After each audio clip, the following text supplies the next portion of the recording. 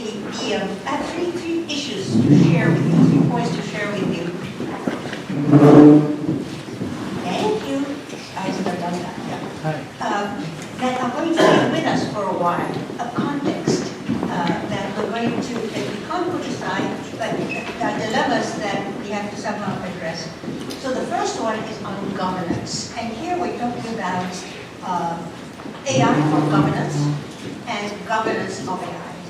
And the distinction, of course, is obvious, but what is really interesting is that AI has, of its various forms, has indeed penetrated in government activities, in regulatory mechanisms, in all forms of routinized interaction between citizens and government and so forth. And we don't think that this is a major challenge. We've been on top of it, more or less, and I'm simplifying it.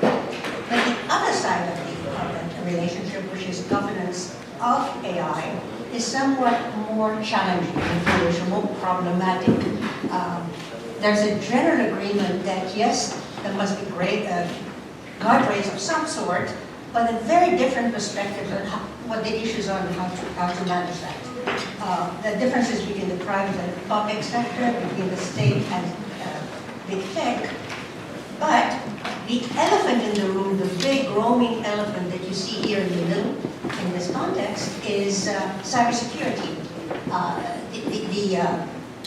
Again, asymmetries, cybersecurity for AI, and the AI implications, impacts, possibilities, challenges, contributions to cybersecurity. Again, asymmetries, but in this case, the consensus in the published literature seems to be that, yes, we do understand how AI can assist in cybersecurity in various venues and various pathways, but we have much less understanding of the way that we recognize the dependence of AI on assuming there is cybersecurity, but what if threats to cybersecurity do impact, not what if they do impact on AI, how much and how and pathways, etc.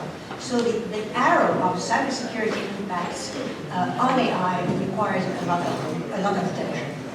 So that was my first point. Quick point number 2, the human element. Where is the individual, thee and me, and humanity in all of this? There's been some work at MIT on the AI repository of harms, record of harms we know of by humans in various contexts, intended and unintended. And what I was surprised to find when I went through this was that the direct impact of human maliciousness, which is unbounded, as a harm to society and to AI system is really quite limited compared to the impact of the human element and maliciousness evolution within the AI systems themselves. I'm being very general here because the literature just brings it down to details, which we don't go into that. But what I was surprised at is I always assumed that the malicious individual will have much more capability and power and record of interfering than the computationally generated representation of human element in the system. So the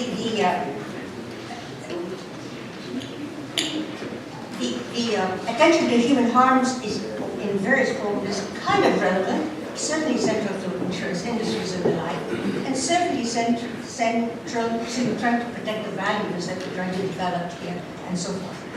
Third and last point is alignment. And the earlier issues has been that how can we make AI systems of various sorts ethical, more ethical. I'm all for ethics, I really believe in that, but the real issue is not so much the ethics, but far more difficult is to bring computational features or systems as close as possible to human intention. And so far, that seems to be the soft part, the lack of quite understanding. Now, if we were able to be confident that the systems we are using for various tasks are aligned, the alignment problem, to our intentions, I think we'd be much better off. It'd be taking away a major dilemma that we have. So, let me close with one brief statement. What's the biggest problem, challenge that I see now? And I'm a political scientist, so obviously I will tell you that one of the major dilemma is AI geopolitics. And I'm going to fill in the blanks, you can imagine what that would be. At some other time, what that is, not would be, but at some other time we can talk about how this might intersect or reinforce or undermine or help the agenda that Tuan has put up this morning. Thank you.